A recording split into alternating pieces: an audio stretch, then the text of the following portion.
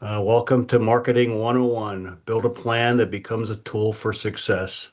Before we start, I'd like to go over a few housekeeping items. There's about five of them. We will be posting a copy of Mike's PowerPoint on the chat, or we'll be sending it to you, one of the two.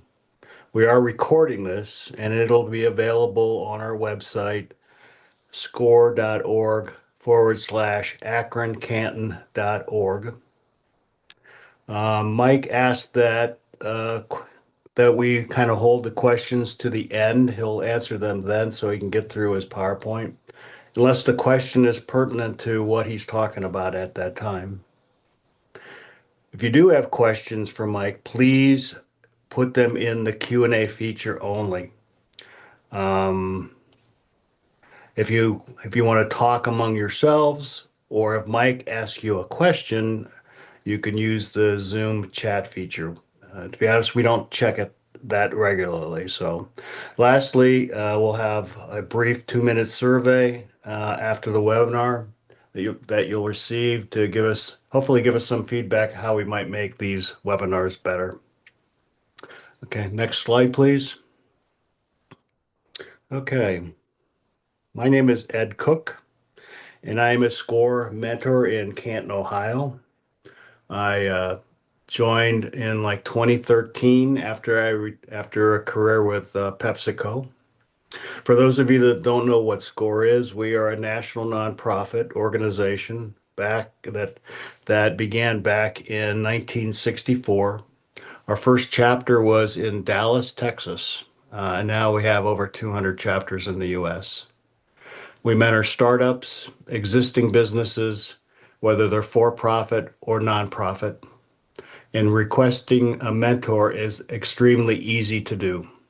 And you can see by the blue bullet that clients that receive 3 hours plus of mentoring report higher revenues and increased business growth. That's from information from the SBA.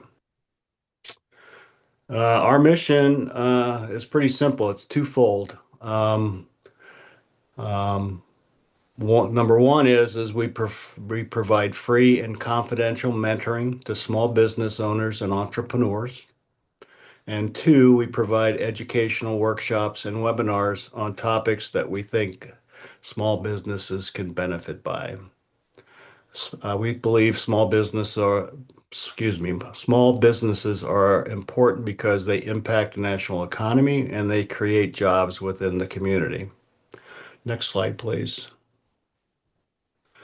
To go with those over 200 chapters, we have it's really 8,000 volunteers now that serve about 1,500 communities. And each of our volunteers has a very unique business skill set. Our presenter today, his skill set is in marketing, and it'll become very apparent that he's an expert at it. Next slide, please. And we all of our SCORE volunteers sign a annual code of ethics that basically says that we cannot benefit in any way from our clients, and that goes down to gifts. It's very strict, and our client information is confidential and protected by the U.S. government. Next slide, please. Next slide, please. Okay, we are able to do this for free because of number one, we're a resource partner with the SBA. Number two, we have some great local sponsors that are very generous to our cause. And number three, we have a network of over 8,000 volunteers that give their time basically. So, next slide, please. These are some of our sponsors. At the platinum level, we have the Hoover Foundation, the Stark Community Foundation, Stark State, Akron Community Foundation, Key Bank, and at gold level, we have Huntington Bank, and we have the Calhoun Charitable Trust. Next, please. At the silver level, we have People's Bank, the Welty Family Foundation, the Orr Donor Advised Fund, the Lerner Foundation, the Ripple Foundation, Consumers Bank, and the Munson Charitable Fund. Next slide, please. And if you're interested in, if you're looking for some mentors, if you need mentoring in your business, or if this sounds something like something you might want to volunteer at, here's our contact information. It's very easy. So with that, I'm going to turn it over to Mike Johnson. Mike is another SCORE mentor that I met very early on, and he was in marketing at some pretty high level companies. So with that, I'm going to turn it over to Mike. Mike, it's all yours. Thanks a bunch, Ed. Yeah, let me give you just a bit of my background that it links into what we're going to be covering today. My introduction to strategic thinking when it comes to marketing was a baptism, and that took place over 50 years ago. I was just a kid after graduating college and finishing up my Army duty. I started with General Electric in New York, and I'd only been there about a year when one of the big bosses, a man named Jim McGarry, uh, called me down to his office one day and said, "We have a unit out in Erie, Pennsylvania. It's not performing up to our expectations. I want you to go out there and poke around a little bit and see what you can learn." I'm sure that I asked a knowledgeable veteran secretary to schedule some meetings for me because I really had no idea how to get started on doing that sort of thing. But I did go out to Erie and I did poke around. And when I got back, I walked to Mr. McGarry's office and he said, "How did it go?" And I said, "Well, when it comes to marketing, I learned that they don't have a strategic plan and they need one." And Jim said, "Wow, that's really interesting. So go ahead and put together a plan." Now, I could have blown smoke and said, "Okay, I'll do that." But instead, I said, "Well, they don't have a plan, they need one, and I don't have the foggiest idea on how to put one together." That didn't upset Jim at all. He just reached for his telephone, and I spent the first hours of each morning for the next couple of weeks sitting at the elbow of one of General Electric's strategic planners. And a plan began to take shape. And that was my introduction to a strategic approach to marketing.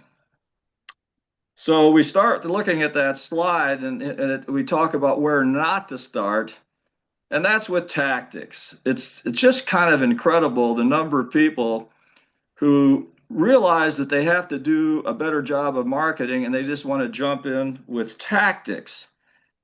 And I like to use stories to drive home certain points. So here's one of these stories.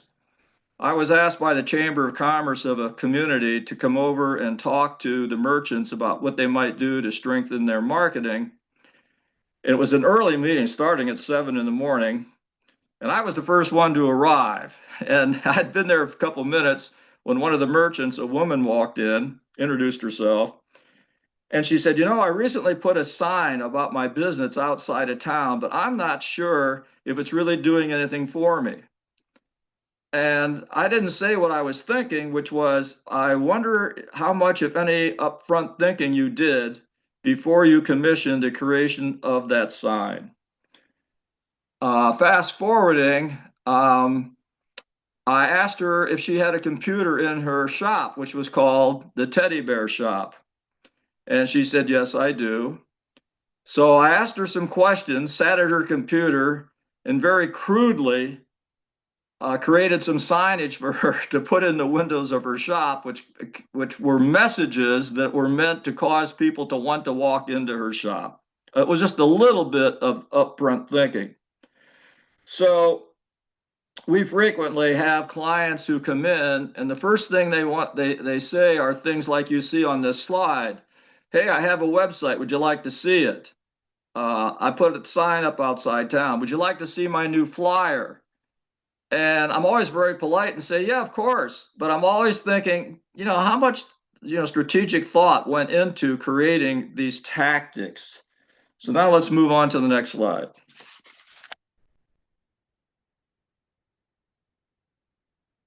Right. Marketing, it's more than advertising. Even the esteemed Wall Street Journal, which I've been reading for Lord knows how many decades, sometimes uses advertising and marketing interchangeably. And I just think that that's a mistake that many businesses make. Advertising, it's important, but it's just one slice of marketing. And I'm reminded of how important research is in a strategic approach to marketing. I had a friend named Harvey who had a business, a consulting business, and he used to go to trade shows. He would talk to receptionists. He talked about how knowledgeable receptionists are if you call them and ask them questions. And Harvey's no longer in business. And why is that? Because now much of what Harvey did with phone calls, you can do by going online and learning things. It's amazing how fast you can learn things online, or maybe it's not so amazing. Maybe you're doing that very thing.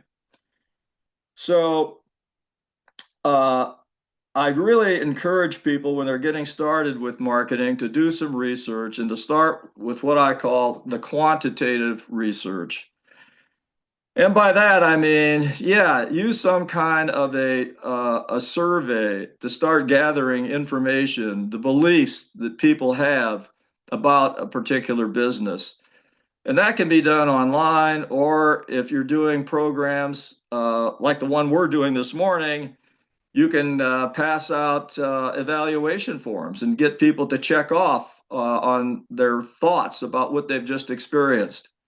And then, if you really want to make this research work in a very meaningful way, you'll do what is called qualitative research. And that is, you'll reach out to people and ask them, well, why did you indicate your thoughts and feelings the way you did? And the answers to those why questions really start to give you a rich foundation for doing some effective strategic planning. You can then, whoops, did we move on? Not yet. Good. So you can see by those bullets, other key elements of a strategic approach to marketing. And it's just a reminder that it's a lot more than simply advertising. Next slide.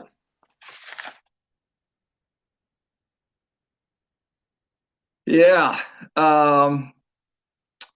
So marketing, as you can see, I say equals reputation. It's clearly more than a product. It's more than a service. It's more important than either one. And I'm reminded of my years at General Electric when I had an occasion to visit a place called Appliance Park in Louisville, Kentucky. And it's where General Electric tested appliances. It was a huge building, and it had row after row of dishwashers, laundry washers, anything that operated on a cycle, a dryer, and so on. They tested it, and they tested it to determine the lifespan of these different appliances, and I was really impressed.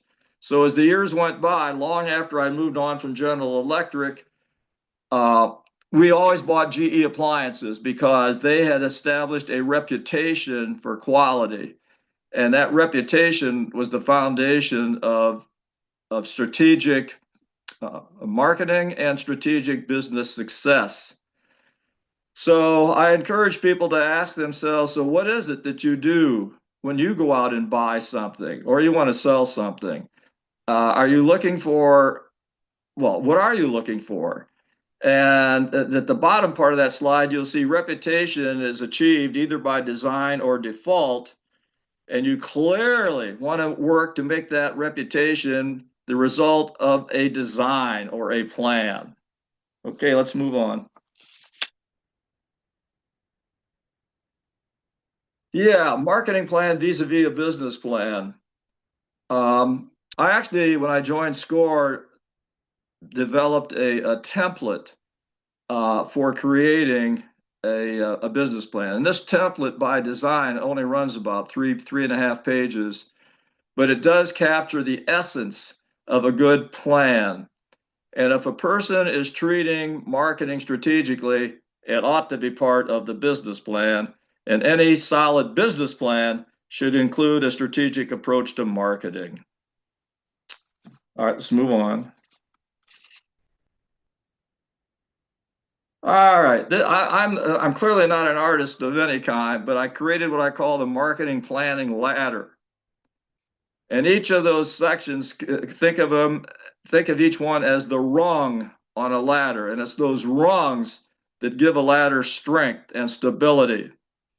And as we go through the rest of this program this morning, you will see the emphasis on each of those rungs supporting the rungs above it.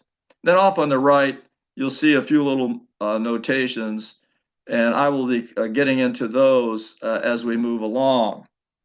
All right, next slide. Yeah, let me just jump in. Ed mentioned my career. So yeah, after General Electric, I worked for two other global companies. First, it was TRW, and then my last corporate employer was the Timken Company. Okay, so the top rung, aspirations. I encourage people who either are starting a business or who have had a business to start dreaming about what the business would look like a few years from now if everything broke your way. And why do I really encourage people to dream about what a business might look like if everything breaks their way? It's because experience tells me that doing so leads to more creative thinking. It's fine to look ahead for 1 year or 2 years, but dream. Ask yourself, what could happen if everything just went splendidly for me? And you'll find yourself thinking of things that you haven't thought of before, or thinking of things differently than you've been thinking of them previously. One of my favorite examples of dreaming is Jeff Bezos. If you've been around a while, you know that when he started out selling books, he was losing money. I mean, quarter after quarter, Amazon was producing losses. And I kept thinking, how long can they stay in business? But Jeff Bezos clearly was doing plenty of dreaming. And you can see what that's happened and how that's benefited Amazon over the decades. So close your eyes and peer into the future and imagine things. Okay, let's move on. Opportunities.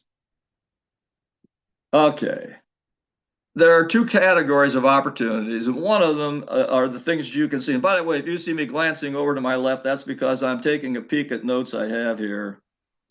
So one of the opportunities that could be obvious, something you can see, would be looking around at the competitors that aren't out there. In other words, you might be getting a jump on other businesses simply by virtue of the product or the service that you're offering or the way you are serving it. But then there are the opportunities out there that you can't see, at least not easily. And one of them that I like to cite is IBM.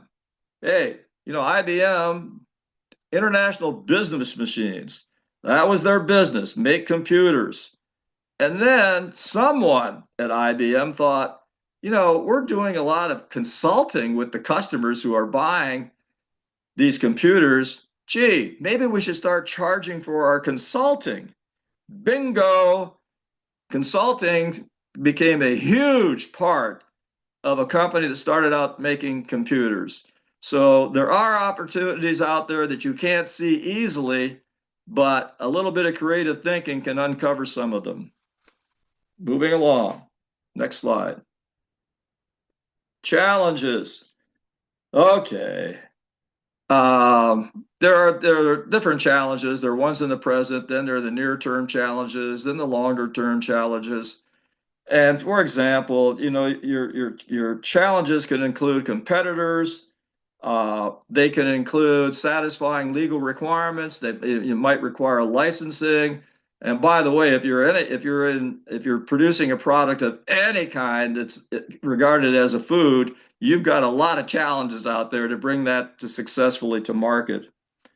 But I regard the near term as being just a year, longer term, two or more. At the bottom of that slide, you see the words list or define them. I am a big proponent of lists, as you're going to see as we move along through this program this morning. Okay, next slide. Statement of situation. Okay, this is where I encourage people getting started in a business, or frankly, people who might have been in business but have never had a strategic plan. List all the facts that you think are relative to success, relevant to success. Now, they could be positive facts and they could be negative facts, but list them and then take or make the time to do some research. And don't assume that people know a lot about your business and what you're working to achieve. And one of my favorite examples of that has to do with those early years at General Electric. There was a man named Pete Van Dyke, and he led one of the two most profitable units of General Electric at that time. And it was a maintenance operation. It had like about 120 big shops around the country, and they repaired or maintained everything from instrumentation equipment to railroad locomotives. And I was talking to him, and he did want to, even though I was this corporate kid, he didn't want to be called Mr. Van Dyke. He wanted to be called Pete. So I was talking to Pete one time about strengthening the marketing and certainly emphasizing creating greater awareness of these various facilities around the country. And his initial reaction was, oh, everybody knows who we are. And I'm smiling because I actually persuaded him to let me do a little research in just one of those 110 or so markets that he was serving. We did the research, and I went to see him after having done that research. And he said, well, how did it go? And I handed him a piece of paper, and it showed that 85% of the businesses that we canvassed with our research had never heard of his facility in their area. That caused Pete to open his mind and open his pocketbook to start funding some marketing and more marketing research. And look, record the findings that you get from your research. The very effort of going through all of this is going to spawn more creative thinking. And if you want to engage in creative thinking, take the time to create some list of the findings that you've learned. Move on. Marketing objectives. I think any business, whether it's a for-profit or nonprofit, should be able to articulate at least 3 or 4 solid core marketing objectives. And if you start out only thinking of 1 or 2, I have a simple reply to that, which is think harder. There've got to be at least 3 or 4 marketing objectives out there if you're really thinking fully and thinking creatively.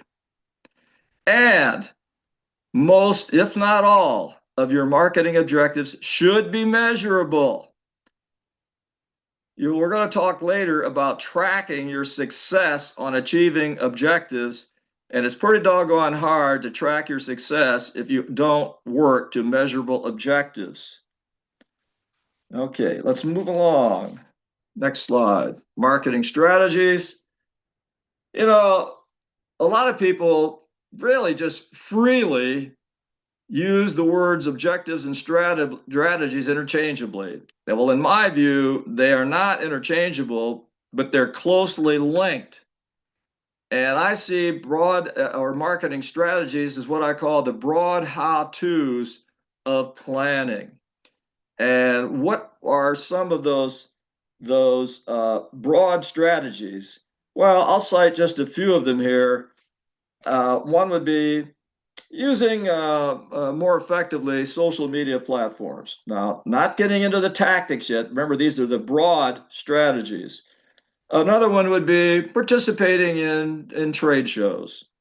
A third one could be joining one or more chambers of commerce. Another one would be becoming a member of certain civic organizations.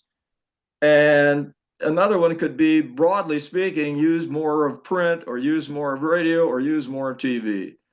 But these, you should see a strong link between any broad strategies that you're going to employ with the objectives that you've already articulated. Strong linkages. And if you don't see that strong linkage, then you better rethink your strategies, or you're going to be wasting your time, your effort, and possibly some money. Okay, let's move on to the next slide. Audiences. You can see we're still not down to tactics. You know, people, I say, who are the audiences? Well, they're the people who are likely to influence your success, and list them. But it's quite common for businesses to underestimate the number of audiences that are out there. And I'm thinking of a SCORE client that I had some years ago. She wanted to start a high-end boutique. And I said, okay, who are your audiences? She said, well, they're women with a goodly amount of money to spend. I said, okay. So any of those women, are they wives? Oh, sure.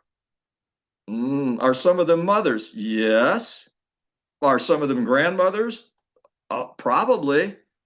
Do you think some of the people who walk into your shop might be men? Yes. How about men who might be fathers, husbands, grandfathers? Pretty soon, that list got a lot longer than just women with money to spend. And that's important when you're thinking about messaging. I also, if you're a certain kind of manufacturer or of services, think about your local police and your local firefighters as audiences for what you're doing. Okay, let's go to the next slide. Audience expectations. Wow, this is one that lots of businesses flub. And why do they flub it? Because if you're going to effectively divine the expectations of audiences, you've got to do some research. You have to crawl outside of your mind, crawl inside the minds of the people you're trying to reach, and only then ask, what are the expectations that they have? And I like to cite a couple of examples. One has to do with my alma mater. I got my bachelor's degree at Ohio University. And this goes back, I don't know, a decade or so ago. My wife and I were going to be hosting friends of ours who live in the Netherlands. And we asked ourselves, well, what could we expose them to that would be different here from anything that they experience in the Netherlands? And looking at the calendar, we saw that while they were here, that OU would have its annual homecoming. And that's an all-day, all weekend, actually, weekend that encompasses a lot, and it's a lot of fun. So I thought, this is good. We're going to take Peter and Jose, that's the name of the Dutch friends we had. So I called the ticket office at Ohio University. And I said, I'm bringing this couple from the Netherlands down, and I need to buy some tickets. So what did I encounter? I encountered an automated phone system. I think it must have asked me at least a half a dozen questions about what I wanted to do as to purchasing tickets. And after the last of those clicks on the phone, there was no person there ready to take money from me. I was stunned. So I went a little higher up the food chain at OU and talked to somebody in a position to make some changes, and told him what I had just learned. And this is a university that's now been around for 223 or 4 years, something like that. But they had been assuming way too many things, and they had constructed this phone system that didn't take people to a live person who could actually take an order for certain tickets for certain events and so on and so forth. They had flubbed audience expectations. And actually, when I arrived at Timken, it had a reputation for saying to customers or would-be customers, this is what we make, take it or leave it. And the chairman of the company told me that although I had a job to do, he said, you have a second job to do, which is to help me change the culture around this place and start asking people, what can we do for you? And it took some effort, but that change finally took hold. All right, next slide. Messages. Yeah, this is another thing that a lot of companies just assume, and that is that, well, they know everything there is to know about us. But there are, well, let me back this up for a second and say any business should be able to articulate, I'm going to say 3 to 5 core messages that are going to prove persuasive among customers or potential customers. And when you look at the messages that you're creating, ask yourself, are these the kind of messages that are going to cause the recipients to take actions that you desire? That actions that you desire. And what are some of those? Well, one would be simply wanting to learn more about your business or learning more about your product or your service. Ultimately, you want those messages to cause someone to want to do business with you, to buy whatever it is you're having to sell. I'm sure you've seen commercials on TV, and the commercial ends, and you say, "Well, that was really cute." And then you can ask yourself, "Yeah, but did it use any messages that would really cause me to want to do business with them?" It might sound like an elemental thing, but lots of businesses do not think strongly enough about using messages that cause the recipients to take the actions that you, the producer, want them to take. Okay. Yeah, I'm looking down here. Prioritize those messages. Let's say you have 5 core messages. Well, prioritize them. And why is that? Because there are going to be some applications where there simply isn't room to use all the messages. Maybe you can only use one. And by the way, one marketing tactic, I'm using that word now, is your business card. To me, every business card should include the top message that you believe you have. And then there will be other occasions when you can use more of them. For example, the landing page of a website should be what I call message rich. Lots of websites are high on graphics, and I call those terminally cute, but because often they don't have the kind of messages that are going to cause people to take the actions that you desire. And usually, no matter what graphics are used on a website's homepage, there should be room for at least 2 or 3 of those core messages. And then there's this issue of repetition. Just about the time that you get sick of using your own messages, guess what? That's about the time that your customers or potential customers are starting to pay attention and absorb your messages.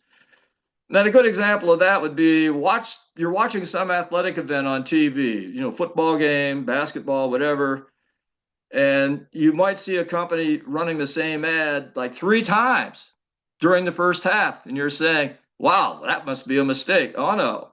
What they're doing is practicing what they've learned about the importance of repetition that is required to get customers to really start to absorb your messages. Okay, moving along. Okay, so now we finally get around to the tactics. And remember, they do come fairly low on that ladder that we showed earlier. And now's the time well, first of all, you should see, as I say in that first bullet, a strong link between the tactics and those strategies that you've articulated, the broad strategies.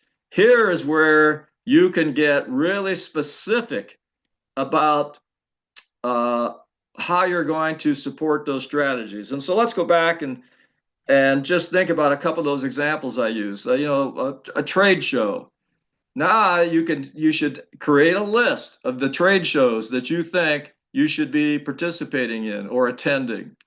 And if you're looking for speaking engagements, that's a broad strategy. Now you start listing the places you will approach to see if they might need or want a speaker. And by the way, one thing I tell businesses is, hey, talk to Rotary clubs.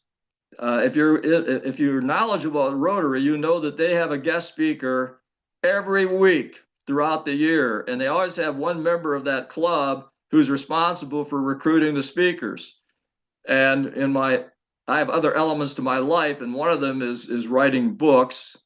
And on more than one occasion, I've received a call from a Rotary Club speaker recruiter saying, "Oh my God, I don't have anybody for next week. Could you possibly come in and do a program on your books?" So don't overlook civic clubs and speaking engagements. Um, and then when you're talking about using advertising, now is when you get specific and you ask yourself, well, should I be using print advertising? Should I be using TV? Should I be using social media platforms? And if so, list the ones that you think are the closest fit to those strategies that you've used. And remember, the strategies are ones that are supposed to help you achieve those objectives. Okay, next slide. Yeah, one of the nice things about marketing today is that they're actually less expensive than they used to be. Well, even today, newspaper advertising, TV advertising, that can be really expensive. If you read the Wall Street Journal or the New York Times, you'll sometimes see a full page ad, and you can bet your bottom buck that those could be running $50,000 per insertion. So there are lots of ways now in this electronic age to use some very effective tactics that are far less expensive and in some cases don't charge much, don't require any outlay. But then I say, don't overlook traditional things. One traditional thing that I think people tend to overlook is the use of email. It is a social media and it's a much more personal one than many of the others. It's also one that's been around since about 1985, so it's definitely out there. And I encourage clients to collect email addresses. And if you have a lot of them, then turn those into groups of 50 or 60 each so that with a single click, you can reach out to 50 or 60 of the people in your database. And down below, you'll see an example of a traditional thing. I call it the leave behind piece, but it could also be called simply a one-page fact sheet.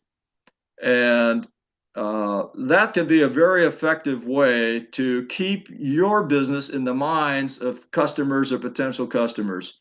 Why is that? Because this one pager should be designed to leave space in either the upper left or the upper right hand corner where you can staple your business card. If you do that, you're going to make your business card less perishable than it is when you just hand somebody your business card. People are less apt to toss it if it's connected to that one-page fact sheet, which, by the way, will include those core messages, but you'll also have it including what I call some relevant facts about the business. They may not be core messages, but they are relevant facts. And down below that, you'll have all the contact information, phone number, street address, email address, Facebook page, and so on. But these one pagers are something that I actually introduced during my years at GE. It was considered to be way ahead of time back then. But I took that little product, if you will, with me to TRW, to Timken, and Lord knows I've really encouraged many of my SCORE clients to create these one-page fact sheets or leave behinds. Okay. Next slide. Social media. Yeah. And I say, how smart are you? And if you say to yourself, well, I guess I'm not so smart about it, well, then get smart. We have AI becoming an ever more visible part of the business and marketing landscape. And I think we have a couple slides coming up here that go into that a bit. There's certainly going to be AI is certainly going to be undergoing an evolution, becoming ever more effective. But if you really want to be strategic about all of your marketing, then you've really got to get smarter about social media. And there's so many platforms out there now, and it's this upfront thinking that I've been emphasizing that'll help you choose the social media platforms that are going to help you cause people to want to take those actions that you desire. Okay, next slide. Yeah, here we go. Um, all right, so we'll take a moment here to just go down through these. Um, I'm not going to read them to you. You can see that, but it's still not perfect yet. We ran a little experiment in which we entered some keywords and to see what kind of uh, a strategic business plan template it would produce. And it was close, but it did omit some of the elements of such a plan that I think are part of the essence of good planning. Also used it here recently to produce an article on a certain aspect of business. We at SCORE, our chapter monthly provides an article that talks about business and how SCORE can help, and that goes to chambers of commerce for them to use in their publications. And so the article that we experimented with AI, it was okay, but it still didn't include some of the elements that we would think should be included in that approach. Next slide.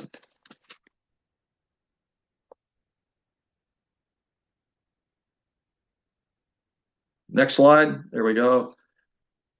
When not to use AI, well, you can see again some of the occasions when you're not going to use AI. Now, could that change? I think the answer to that is yeah, probably, but we're not there yet.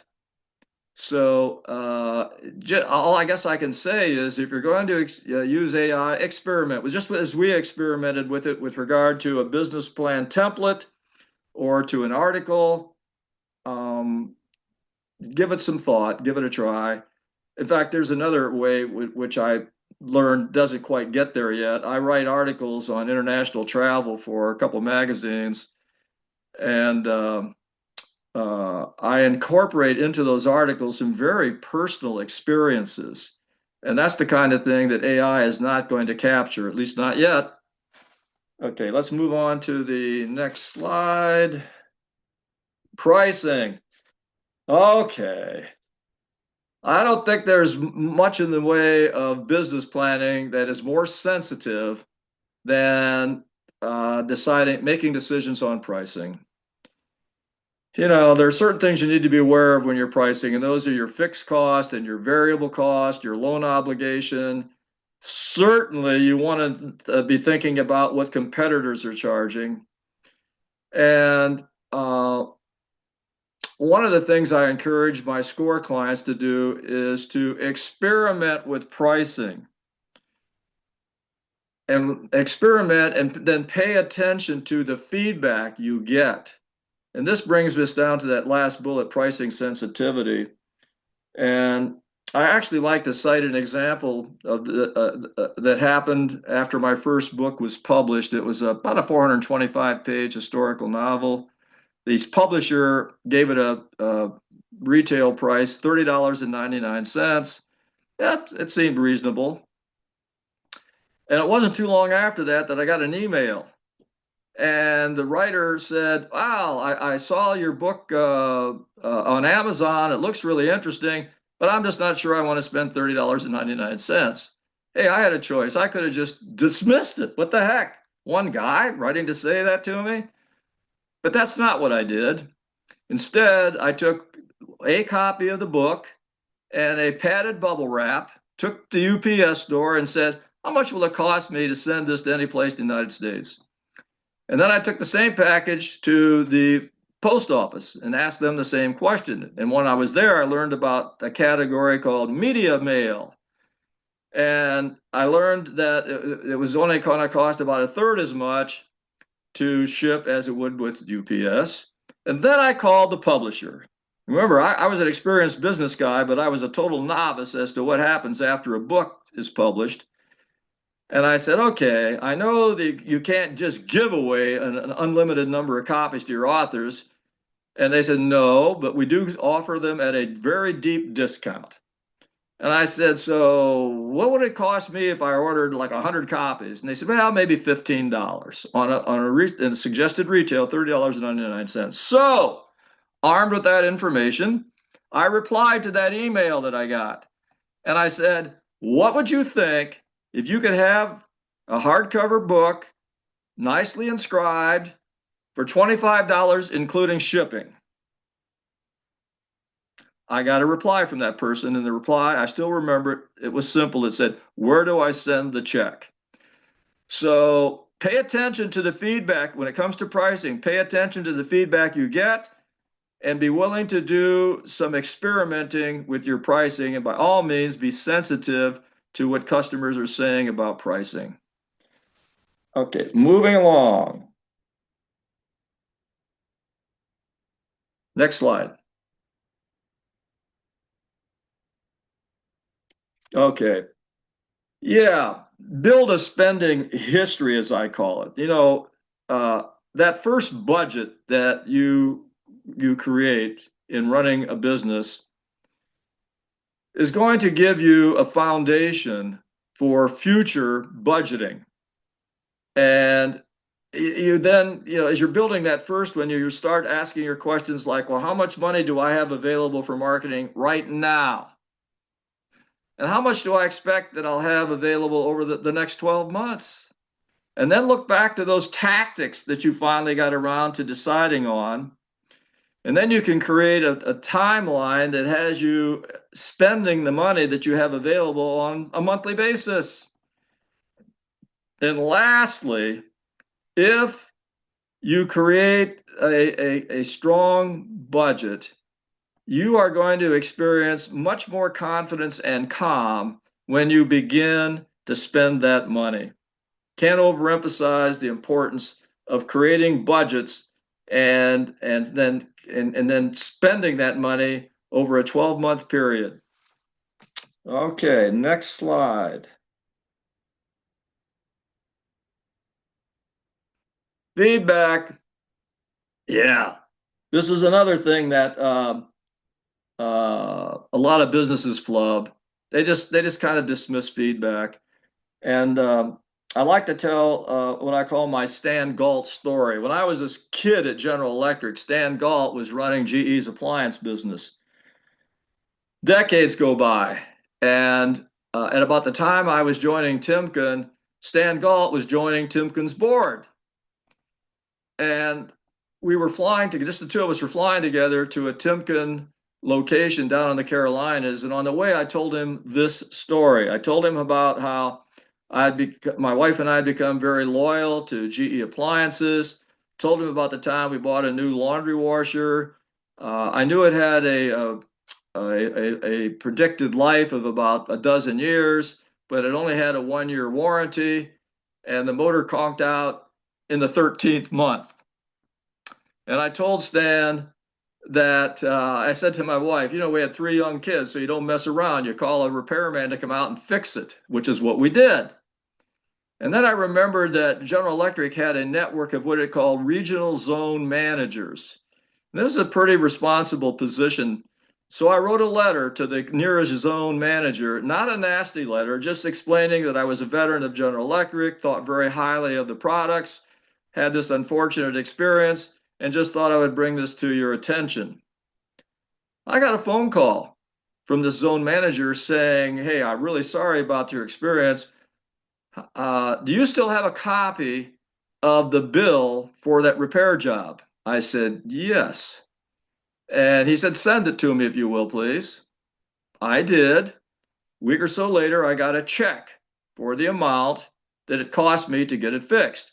So I told this story to Stan Galt on that airplane as we were flying south. And his reply was, I'm not at all surprised that that zone manager reacted the way he did because I insisted that all of our top executives pay close attention to what's happening in the marketplace. That is really paying close attention to feedback.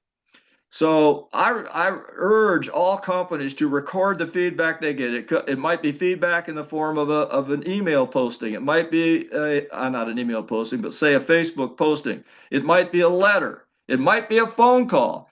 And the feedback could be positive or negative, but pay attention to it and then ask yourself, look, what is that feedback telling us about our plan? Is it suggesting that we should have an objective we don't now have? Is it suggesting that there's a message we're not using well enough and we should? It's an opportunity. That feedback gives you opportunities to strengthen your plan and strengthen your business. Okay, next slide. Key performance indicators, KPIs.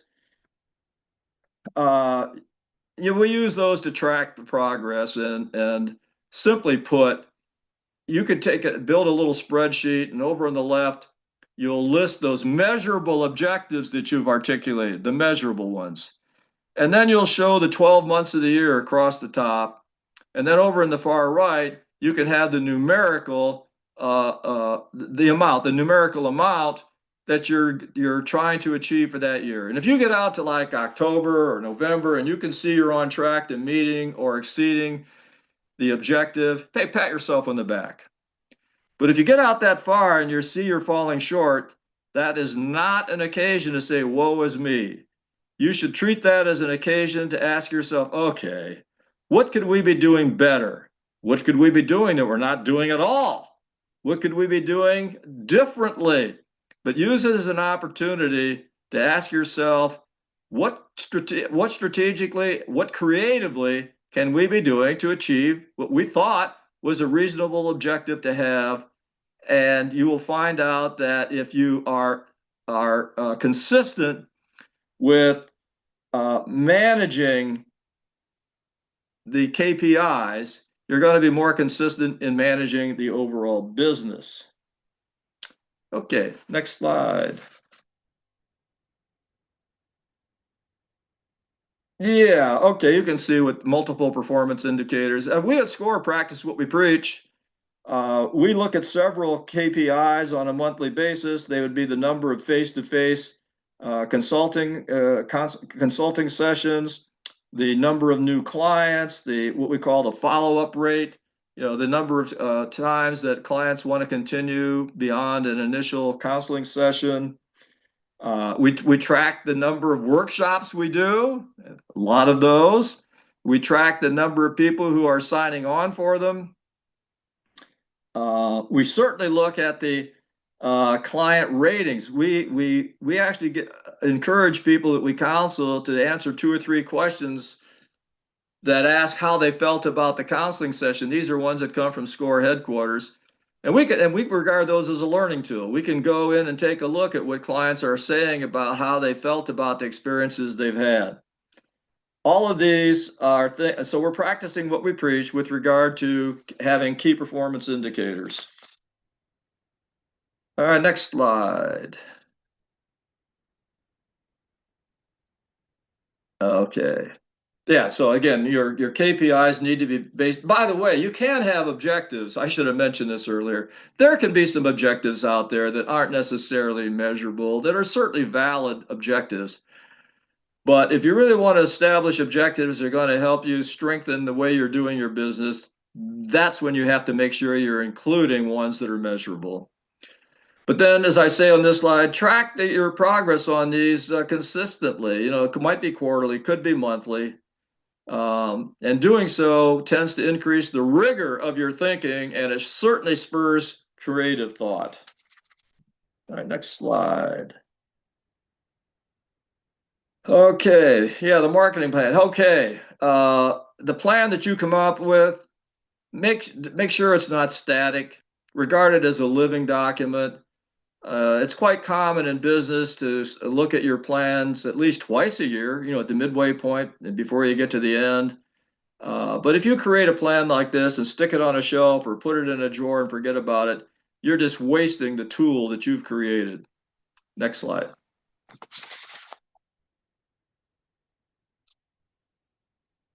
Okay, yeah, this is the closing slide. Create your own good luck. And how do you create your own good luck? Remember to think strategically. Okay, that brings us to an end. So if we do have some questions out there, we will gladly take those. Mike, we do have a couple questions. Number one, Zara is asking, she's hearing that the use of AI to create content, especially images, is being rejected by consumers, and she personally sees that happening. What would you recommend we use AI for in social media?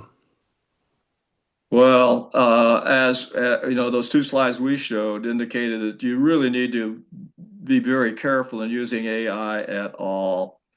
And with regard to social media, I'm not sure she means that that what is posted is somehow being changed without knowledge of the person who is putting that post up, or whether she means she needs to be more vigilant about what she's posting. So I'm a little unclear about the what's behind the question. Zara, can you add anything else to it? Well, wait a minute. Let's see.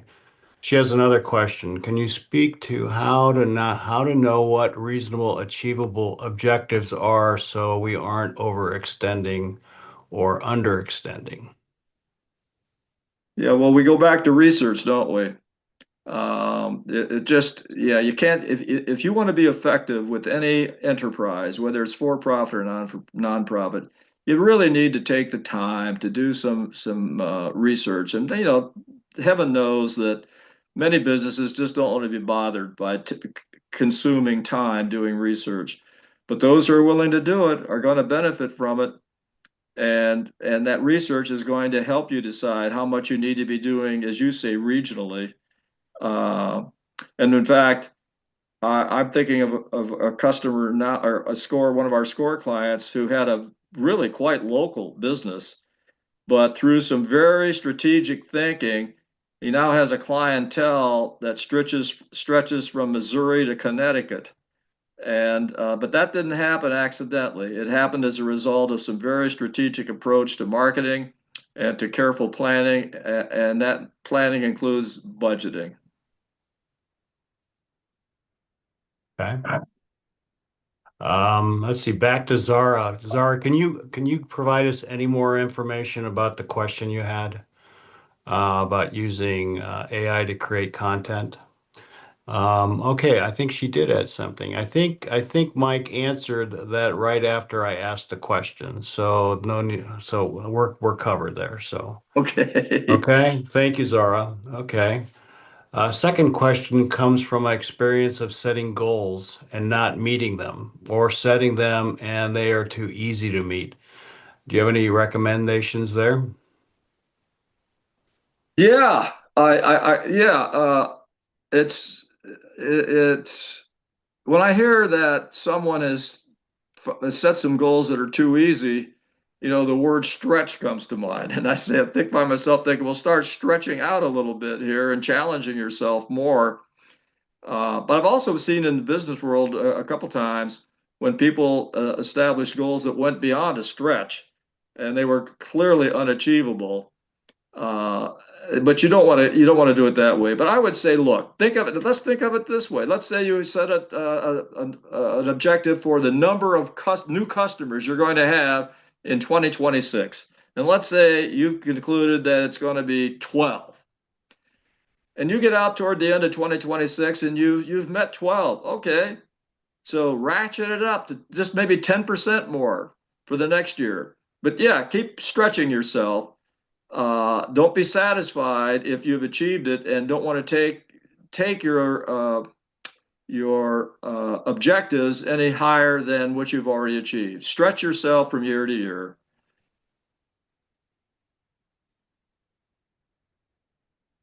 Um, isn't there like isn't there an acronym for SMART goals? You know, SMART. Isn't there an acronym for that? An acronym for SMART. Well, the word SMART It's, being an acronym. you If know, there is, I'm smart, not. If there is, I'm not smart. aware of it. Yeah, smart, measurable, Oh, I see. Okay. real time. Yeah, maybe not. Okay. All right. Let's see. What are we talking Yeah, about? it's smart. Smart means specific, measurable, achievable, realistic, and timely. Right, right. And if they're too easy, then you need to crank that Yeah, particular. you need to stretch it out. In Yeah, fact, if yeah, you're working for if you are in a business, you can expect your colleagues, or if you still have a boss, urging you to stretch if you've yeah, achieved the goal that you had. yeah. That's true. That's true. Okay. All right. That's the. Oh, thank you. We got a few more here. Let's see. We are. Okay. Zara has another question. They are in a startup, so projections or there's no data to base anything on.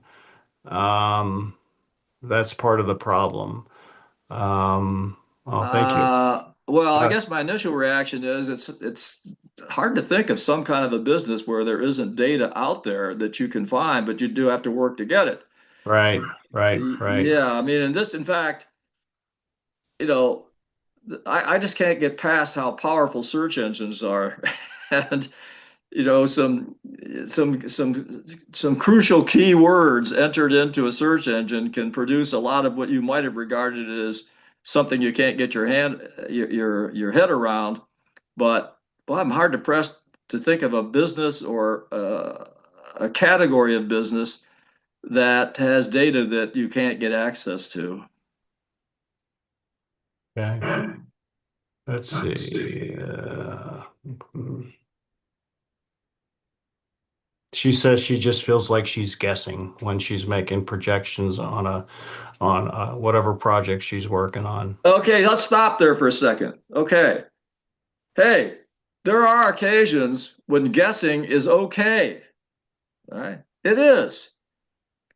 But the results of that come along with that guessing you've done are going to give you a foundation to do a better job of forecasting as you move along. In fact, a word that I use sometimes with clients who are trying to figure things out is guesstimate. Yeah, you do some guesstimating, but that guesstimating is going to provide a foundation for future budgeting. Okay. Let's see. Catherine is asking, how do you track measurable outcomes when you are a freelancer or consultant and you don't have access to that data? Well, I would think that you would just ask the company that you're consulting for that data, or give you permission to access it, right? Any thoughts on that for Catherine, Mike? Well, what you've just touched on is certainly something to keep in mind when you're building relationships. If you can build the kind of relationship where you can pose that kind of a question, then more power to you. Yeah, yeah, And you'll also, I mean, I've just heard so many stories of people who want to help somebody else who's in business. And by the way, this reminds me, there's something that networking is something that should not be overlooked in running a successful business. And there are plenty of organizations, certainly chambers of commerce have networking groups. I know one chamber of commerce calls them tip clubs. And, the same group of people, 20 or 30 of them, they meet on a regular basis and they are very free with the information that they have available for other people there. And these clubs also, I'm thinking of one client that I have who's actually, by virtue of participating in these networking clubs, learned some really valuable information that he's been able to put to use in building his own business. Okay. By the way, we should add, Ed, is that all the counseling that we engage in at SCORE remains confidential unless we want to publicly recognize a client's success, in which case we have to ask, would you like to have us give you some public recognition? And to my knowledge, Ed, we've never had a client say, no, I don't want that recognition. Yeah, that's correct. That's Uh, correct. but yeah, I mean, you can't overlook the importance of networking. Yeah, yeah. Denise has a question. When you talk about repetition of your message, how many times does research say that you have to touch the customer before they take action to buy? Good Well, question. that varies greatly, but remember what I said about, about the time that you're getting sick of your own messages is about the time other people are starting to absorb it. Uh, Okay. so I would say if you've got a message that you think is important, get it out there frequently. How frequently? Hey, I'm thinking of this is not a customer or a client, but there's a company I'm aware of out in California, and it's this candy company. And the name of the company is SEE apostrophe S, See's Candies. And they have about a dozen stores out in California. And these people send out a message every week, and they always link it to some holiday or some important happening and so on. But they have really mastered the repetition. And clearly, what their experience has shown them is that there isn't any such thing as too much repetition. Yeah. And Yeah. by the way, they've reached me because I've gone online 2 or 3 times to order stuff from them back here in Ohio. Okay. I'm going to jump back to Catherine. She was the young lady that was asking about how do you pull data from your the people that your clients you have. She says here that she signed an NDA for multiple clients, so she that would be kind of tough, I think. Yeah, high profile clients, and she signed an NDA for multiples. So they can't really share, she can't really share data between them because Yeah, of I mean, not the NDA, non-disclosure agreements are that's really sensitive stuff. And by the way, often they're found to be ineffective or challenges to them are yeah, successful. They just don't hold up. yeah. Actually, there's some lawyers that deal with that. It's like part of intellectual property. There's lawyers out there that's all they do, and they possibly could give you a solution, Yeah. Catherine. But it sounds like you need to call SCORE for some mentoring. All Yeah, of you one of the do. things that comes to mind about all of this, I'm getting around to the pricing thing and research. I recently did a favor for a client who's providing a service and was struggling with how much to charge for those services.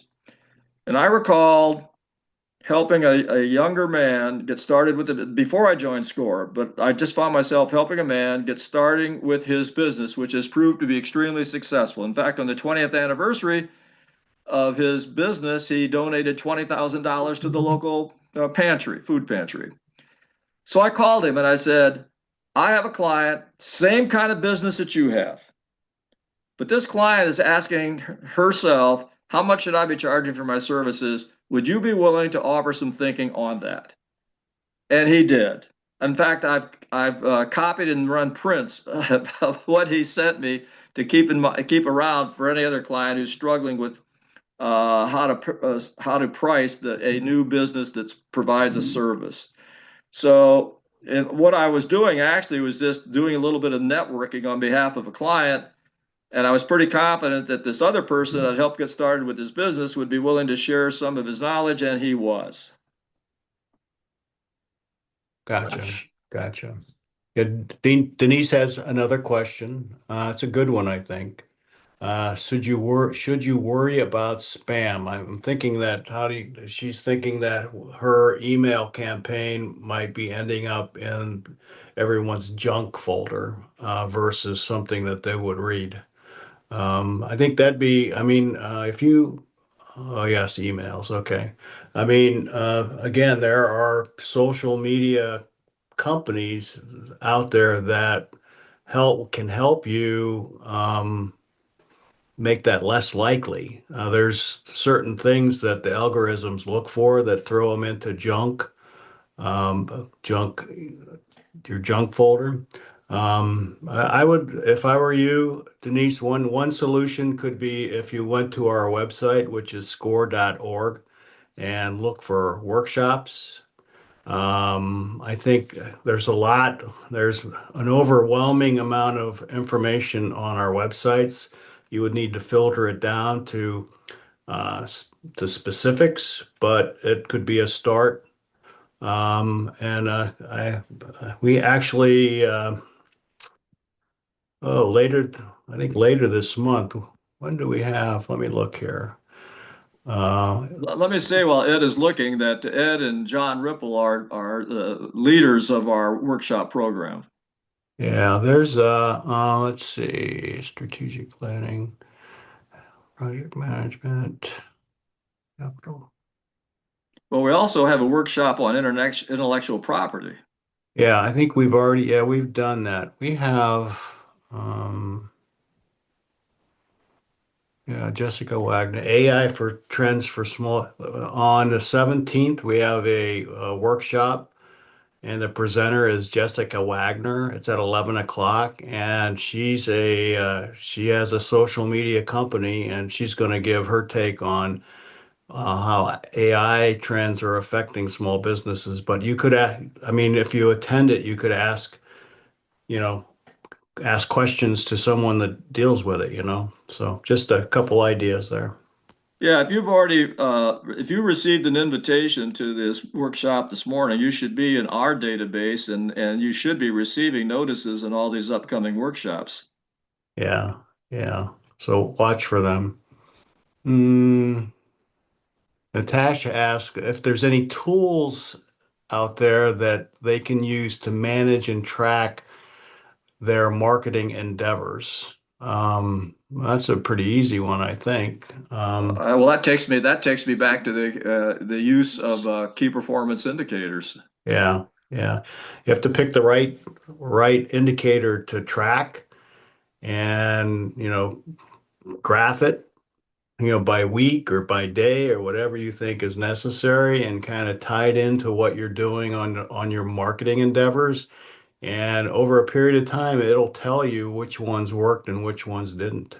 Yeah, and if you are not alone in running your business, uh, share those KPI findings with people on your staff because by doing that, you're going to get them further engaged in helping you succeed. Right, right. Okay, let's see. We did that one already. I think the last one, I'm going to protect. Okay, I think we already answered that. Are there any outside the box marketing strategies? Is that your question? No, that's Okay. Kathleen's. Outside the box? Hey, I think the only limitation on the box is a person's creative skills. And Gotcha. really, what there are benefits to doing a plan like this. And by the way, doing your first plan like the ones we've been describing is not supposed to be easy. Yeah. And it's not supposed to be easy because it requires you to do a lot of thinking. And I can't tell you the number of times that people have gone through this process and they have told me things like, wow, you've really helped me focus more strongly than ever before. Or wow, I can't get over how much more creatively I'm thinking about my business and what we can achieve. So put together this plan and you should have yourself a very useful tool. Yeah. And if you think you need help with that, go to score.org and request a mentor. It's very, very easy. just a couple keystrokes away, and someone should be reaching out to you, ideally within 48 hours, I think is what Yeah, and our goal is. let me say too that there are occasions when the mentor will realize, gee, we need to have a 2 or 3 person team working with this client. In Hmm. fact, I'm remembering one client where we assembled a team of 5 people because it happened to be a large organization. It happened to have a range of needs, so we put together a team of people. But it's really very common for us to have at least 2 of us working with a client. Right. And that can be face to face. That can be over a Zoom platform. It could be email. There's a lot of ways that we can help. So, okay, I think let's see. I think we're done. So, Okay. I want to thank you for sharing your expertise. It was quite interesting, I thought. You can really tell you have a passion for that. And a passion Well, for one reason for sport. my passion is because I've seen it work. Oh, gotcha, gotcha. All right. Thank you all that are still out there, and I hope you all have a good weekend that's coming up. Thanks a So lot for long. your help today, Ed. So long, everybody. Bye bye. Bye.